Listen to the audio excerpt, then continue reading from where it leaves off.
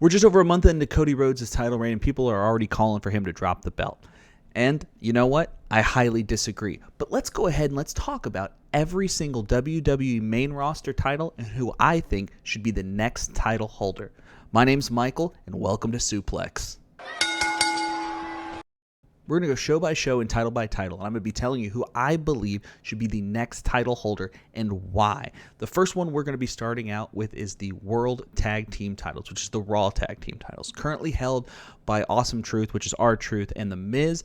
I think this is going to be maybe a controversial opinion, but I think you put those belts on AOP. I know the Final Testament hasn't been necessarily what we've all been looking for in our professional wrestling, but Akam and Razor are so good. If you remember old Black and Gold NXT, they were a force to be reckoned with.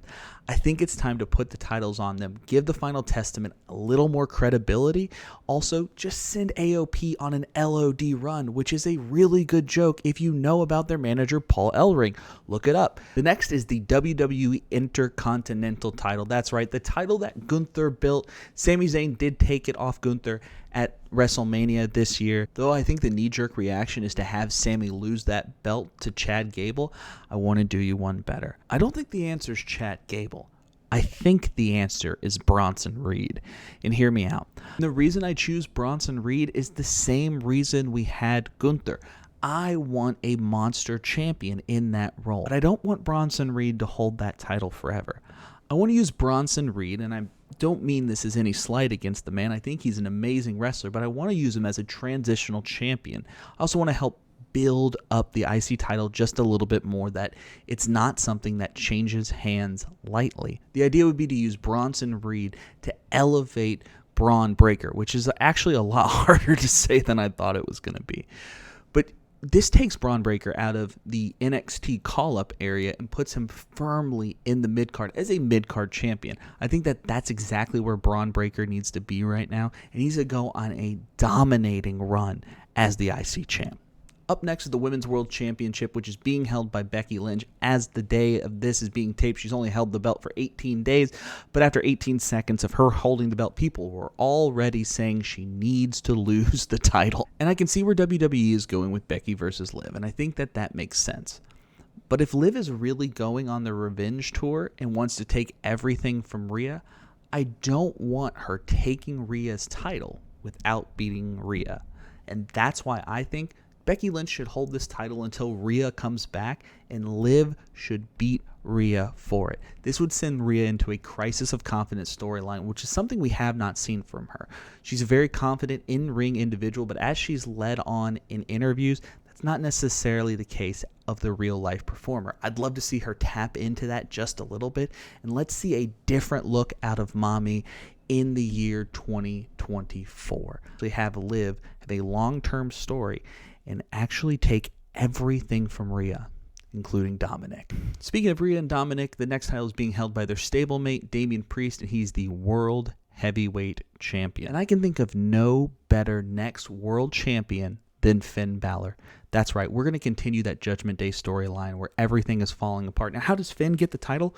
Well, it's simple. He wins Money in the Bank, and we tell that story of Finn Balor in Judgment Day slowly imploding as Finn Balor has the chance to right the wrongs of his past, to hold the title that he should have held a long time ago when he was injured with that match with Seth Rollins. I think you tell that tale, and you could have Finn Balor become a babyface or a good guy again from this storyline. I think Finn is a natural good guy. He looks like he's always trying to stop smiling when he's out there with Judgment Day and tries to look mean and tough. So I think giving Finn Balor the opportunity to hold that title is going to right the wrongs of the past and also make some for amazing storylines as the Judgment Day implodes around Damian and Rhea, and they're left there holding the ashes, wondering what went wrong for the most devastating faction in WWE. Let's take a little moment in between and talk about two titles that are defended, I guess, in both places and one place only. The Women's World Tag Team Championship. I think Bianca Belair and Jade Cargill should only be defeated when they decide that they want to stop being a tag team. If I'm honest, the next tag team champion is going to be the winner of a tournament, because there's no one on hell or earth who can defeat these two women. You can't. I think is going to happen is Bianca Belair is going to kind of get upset because she's doing all the work and Jade Cargill is going in, doing her finisher and getting the pin. I think you tell that story. You say, you know what, I'm carrying this team, Jade. Then you just have Jade be a heel. I think that works. And they break up and they do a program, and then you have, I don't know, give it to Chelsea Green and Piper Niven? The other belt is the WWE Speed Belt, which is currently being held by Ricochet, which is only defended on Twitter, or X as it's now known, because Elon Musk decided he wants it and he loves everything with an X on it. I'll give you one more X. Let's just X this title out completely. It is garbage. It looks terrible. Ricochet deserves better, in my opinion. But let Ricochet throw that belt in the trash, or let Elon Musk put it on his desk. I don't know. Just get it off my. I would say get it off my TV because it's on my Twitter, but I'm not even on Twitter. It doesn't even directly affect me. It's a bad belt.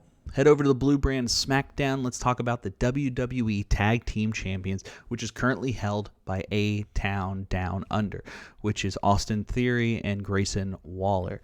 I think since they're on SmackDown, and I'm sorry to call, I don't mean to call it like the Jericho Vortex, but it's time for you all to get sucked into the Bloodline Vortex.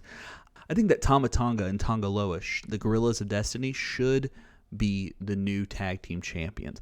I want the new Bloodline to slowly accumulate titles just like the old Bloodline did. I'm not going to talk too much into that because I don't want to get to a spoiler for our next one, the United States Champion, being held by social media icon and surprisingly very, very good wrestler, Logan Paul.